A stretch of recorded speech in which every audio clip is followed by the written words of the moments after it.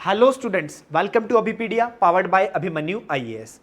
IBPS ने RRBs को लेके एक रिक्रूटमेंट नोटिफिकेशन निकाला था। उस रिक्रूटमेंट के चलते हुए जिन जिन स्टूडेंट्स ने उस एग्जाम के लिए अप्लाई किया है, अब उनके लिए एक अच्छी खबर आ चुकी है कि आईबीपीएस ने टेंटेटिव कैलेंडर निकाल दिया है, टेंटेटिव डेट्स ऑफ एग्जामिनेशन का नोटिफिकेशन रिलीज कर दिया है।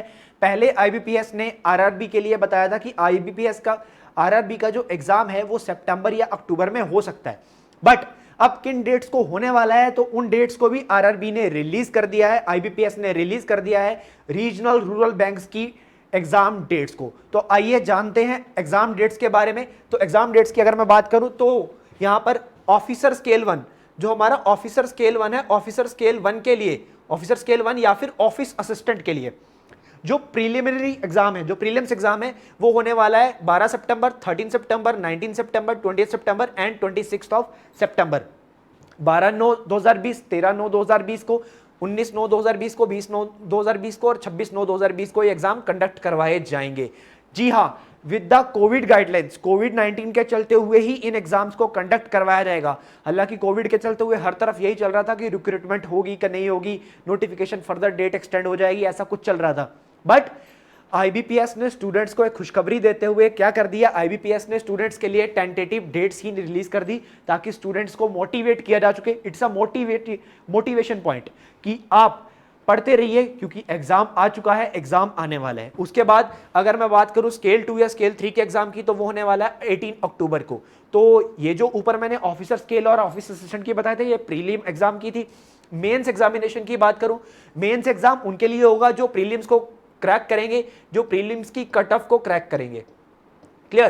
तो वो मेंस दे सकेंगे। तो मेंस होने वाला है 18 अक्टूबर को, किसका? ऑफिसर स्केल 1 का, और ऑफिस असिस्टेंट का 31 ऑफ अक्टूबर को। तो these are the dates released by IBPS. अभी रिसेंटली ही आईबीपीएस ने नोटिफिकेशन निकाला है, तो डेट्स के बारे में अब टाइम आ गया है पढ़ने का, अब टाइम आ गया है एग्जाम की तरफ बढ़ने का, क्योंकि अप्रोक्सीमेटली सिर्फ एक महीना बचता है। आज 10 तारीख हो गई है, 12 तारीख से पेपर स्टार्ट है, तो हमारे पास बचता है सिर्फ एक मंथ। अब इस एक महीने को किस तरह से यूटिलाइज करना है, किस तरह से एग्जाम की प्रिपरेशन करनी है, ये हम आपको बताएंगे। नीचे डिस्क्रिप्शन में हमने लिंक दिया हुआ है, अभिपीडिया ने आपके लिए बैंकिंग सेक्टर के एग्जाम को लेके एक इंट्रोडक्टरी कोर्स स्टार्ट किया हुआ है, जिसके अंदर हम आपको एमसीक्यूज की फॉर्म में एग्जाम को किस तरह से शॉर्टेस्ट वे में अटेम्प्ट करना है, किस तरह से कम टाइम पे, क्योंकि आरआरबी के अंदर जो प्रीलिम्स में 80 क्वेश्चंस आते हैं, that is a composite time of 45 minute में हमें वो 80 क्वेश्चंस करने होते हैं। 40 क्वेश्चन होते हैं रीजनिंग के, 40 क्वेश्चन होते हैं क्वांट के। तो इन 80 क्वेश्चंस को किस तरह से 45 मिनट्स के अंदर 80 के 80 क्वेश्चंस करने हैं, तो ये हम आपको बताएंगे, क्योंकि एग्जाम के अंदर टाइम कम होता है और कट ऑफ हाई जाती है। इसके अलावा आप कोविड-19 के चलते हुए पेपर किस तरह से कंडक्ट करवाया जा सकता है, तो कोविड गाइडलाइंस आईबीपीएस ने पहले ही रिलीज कर दी थी। तो जानते हैं कोविड गाइडलाइंस को कि किस तरह की कोविड गाइडलाइंस के चलते हुए ये एग्जाम कंडक्ट करवाया जा सकता है। तो कोविड गाइडलाइंस आपको पता होनी चाहिए, कौन कौन सी कोविड गाइडलाइन के साथ ये एग्जाम चलने वाला है। तो ये रही हमारे पास कोविड गाइडलाइंस। तो सबसे पहले सोशल डिस्टेंसिंग मोड को अपनाया जाएगा। यहाँ पे सोशल डिस्टेंसिंग मोड यहाँ पे यूज किया जाएगा। अब यहाँ पे डिफरेंट कैंडिडेट्स के लिए पहले आईबीपीएस क्या करता था, एक पर्टिकुलर रिपोर्टिंग टाइम लिख देता था। अब ग्रुप ऑफ स्टूडेंट्स के लिए, पर्टिकुलर ग्रुप ऑफ स्टूडेंट्स के लिए डिफरेंट रिपोर्टिंग टाइम अनाउंस किया जाएगा, ताकि वहां पर क्राउड ना हो, सोशल डिस्टेंसिंग को मेंटेन किया जा सके। एकदम एग्जाम सेंटर के बाद भीड़ इकट्ठी ना हो जाए, तो स्टूडेंट को 15-20 मिनट या आधे घंटे के डिफरेंसेस के साथ ही उनको रिपोर्टिंग टाइम अलॉट किया जाएगा।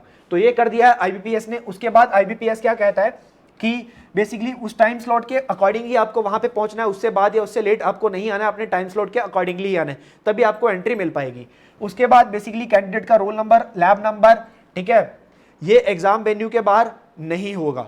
ठीक है, ये एग्जाम वेन्यू के बाद नहीं होगा, ये जब कैंडिडेट एग्जाम वेन्यू के अंदर पहुंच जाएगा, ठीक है, तो तभी वहां पे उसको बताया जाएगा। तो कैंडिडेट का रोल नंबर और लैब नंबर जो वहां पे एग्जामिनेशन सेंटर में पहुंच के हमें दिखता है कि आपका ये रोल नंबर है, आपका पेपर वहां पे होने वाला है, आपको इस हॉल में जाके बैठना है, ठीक है। तो ये एग्जाम वेन्यू के बाहर इसका बोर्ड लगा दिया जाता है। तो इस बार ऐसा नहीं होने वाला, इस बार ऐसा नहीं होने वाला। इसके बाद कौन कौन सी आइटम्स को यहां पर परमिशन दी गई है कि कोविड के चलते हुए आप लेके जा सकते हो। मास्क पहन के जाना मैंडेटरी है, मास्क के बिना आपको एंट्री नहीं मिलने वाली। Wearing a mask is mandatory, mask के बिना एंट्री नहीं मिलने वाली। इस चीज को लेके चलना, अगर आप इन गाइडलाइंस को फॉलो नहीं करोगे तो आपको एग्जाम में एंटर नहीं करने दिया जाएगा। उसके बाद ग्लव्स आप पहन सकते हो, ठीक है, ग्लव्स आप पहन सकते हो, ये आपकी परमिशन है, आपकी मर्जी है, ठीक है। ग्लव्स को पहनना है या नहीं पहनना है ये आपकी मर्जी है, ग्लव्स के बारे में कोई बाउंडेशन नहीं है। उसके बाद वाटर बोतल लेके जा सकते हो, आप अपनी वाटर बोतल लेके जा सकते हो, बट कंडीशन इज बोतल ट्रांसपेरेंट होनी चाहिए। उसके बाद आप एक अपना हैंड सैनिटाइजर आप अपना लेके जा सकते हो, but the next condition is छोटे साइज का होना चाहिए, 50 ml का यहाँ पे साइज गिवन दिया हुआ है, ज्यादा बड़ी बोतल आपको कैरी करने की जरूरत नहीं है। एक सिंपल पेन आपको लेके जाना है, ठीक है, एक से ज्यादा भी लेके जा सकते हो, वो कोई इशू नहीं है। उसके बाद बेसिकली आपके पास कॉल लेटर होना चाहिए, ठीक है, एडमिट कार्ड जिसको हम बोलते हैं। उसके बाद एक आपका आईडी ओरिजिनल होना चाहिए, एक उसकी फोटोकॉपी आपके पास होनी चाहिए, क्लियर। उसके बाद क्या है, अब कॉल लेटर कॉल लेटर का प्रिंट आउट और आधार कार्ड के या फिर हमारी जो भी फोटो आईडी होती है, ठीक है, जो भी हमारे पास आईडी प्रूफ होता है उसकी फोटोकॉपी। पहले क्या होता था कि हम सबमिट करवाते थे अपनी फोटो आईडी को अपने आईडी कार्ड को अपने एडमिट कार्ड के साथ। अब हमें वहां पे इंडिविजुअली जाके देना नहीं है, वहां पे एक बॉक्स लगा होगा, हमें उस बॉक्स के अंदर उसको थ्रो आउट कर देना है, ठीक है, बट हमें उसको स्टेपल करके यहाँ पे दे के आना है। अगर हम साथ में ले आएंगे तो हमारा एग्जाम इनवैलिड काउंट हो जाएगा, हमारे मार्क्स नहीं आएंगे, ठीक है, हम वहीं पे रिजेक्ट हो जाएंगे, ठीक है। तो यहाँ पे ये जो परमिशंस है, ये जो गाइडलाइंस है, ये मैंडेटरी कर दी गई हैं। तो यहाँ पे ऐसी गाइडलाइंस को फॉलो करते हुए आपको पेपर यहाँ पे देना पड़ेगा, ठीक है। किसी भी स्टूडेंट के साथ आप कुछ भी अपना पेन कॉपी कुछ भी शेयर नहीं कर सकते, ये स्ट्रिक्ट गाइडलाइंस यहाँ पे दी गई है, ठीक है, स्ट्रिक्ट गाइडलाइंस यहाँ पे दे दी गई है कि आप कुछ भी शेयर नहीं कर सकते किसी के साथ भी। सोशल डिस्टेंस सबके साथ मेंटेन होना चाहिए आपका, ठीक है, और एक पर्टिकुलर रो में सोशल डिस्टेंसिंग को मेंटेन करते हुए ही आपको चलना है। तो गाइडलाइंस प्रॉपर दे दी गई हैं, अपने ग्लव्स होने चाहिए, अपना मास्क होना चाहिए, अपना हैंड सैनिटाइजर होना चाहिए, अपनी वाटर बॉटल होनी चाहिए। तो सबका सब अपना परमानेंट आपको लेके आना है।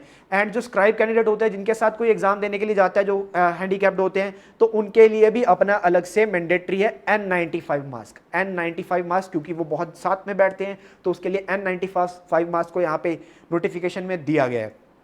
उसके बाद रफ शीट्स को लेके पॉइंट आता है यहाँ पे।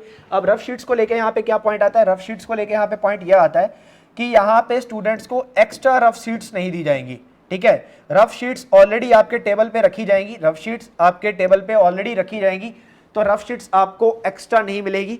जो भी रफ शीट्स पहले में लिखी हुई है, आप पहले पढ़ी हुई है आपके टेबल पे, आपके डेस्क पे, आपको उसी से काम चलाना है। एक्स्ट्रा रफ शीट आप यहाँ पे डिमांड नहीं कर सकते। तो ये एक बेटर पॉइंट भी है, ये उन स्टूडेंट के लिए बेटर है जिनकी कैलकुलेशंस, जिनकी स्पीड बहुत अच्छे लेवल पे चलती है, जो स्क्रीन से देख के, क्योंकि पेपर ऑनलाइन मोड होता है, जो स्क्रीन से देख के रफ शीट पे लिख के नहीं करते हैं, जो सीधा अपने माइंड में कैलकुलेशंस वगैरह करने की ट्राई करते हैं, उनके लिए एक बहुत प्लस पॉइंट है। क्योंकि बाकी स्टूडेंट्स को यहाँ पे एक लैक रह सकता है, क्योंकि रफ शीट्स यहाँ पे कम रहने वाली है, यहाँ पे ज़्यादा रफ शीट्स नहीं दी जाएंगी। तो कैंडिडेट्स को अपना जो कॉल लेटर है आईडी प्रूफ के साथ एक पर्टिकुलर बॉक्स यहाँ पे एग्जिट में प्रोवाइड किए जाएंगे, लैब वेन्यू के बाहर प्रोवाइड किए जाएंगे, आपको वहाँ पे डाल देना है, ठीक है। अगर आप नहीं डाल के आओगे, वहाँ पे नहीं ड्रॉप करके आओगे, तो आपका एग्जाम इनवैलिड काउंट कर दिया जाएगा, क्लियर। रफ शीट्स के लिए अलग से वहाँ पे बॉक्स रखा जाएगा और कॉल लेटर और आईडी प्रूफ के लिए अलग से वहाँ पे बॉक्स रखा जाएगा।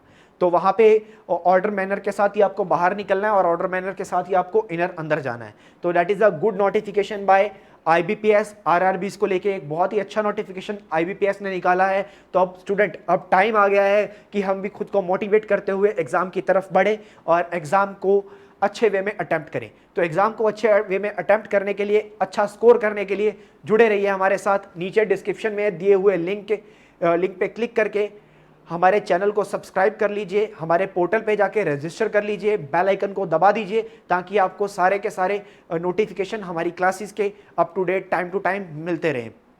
तो ये था IBPS का notification, that is tentative date calendar. तो it's all for today. Thank you so much, have a nice day, all the best for your exam. Thank you.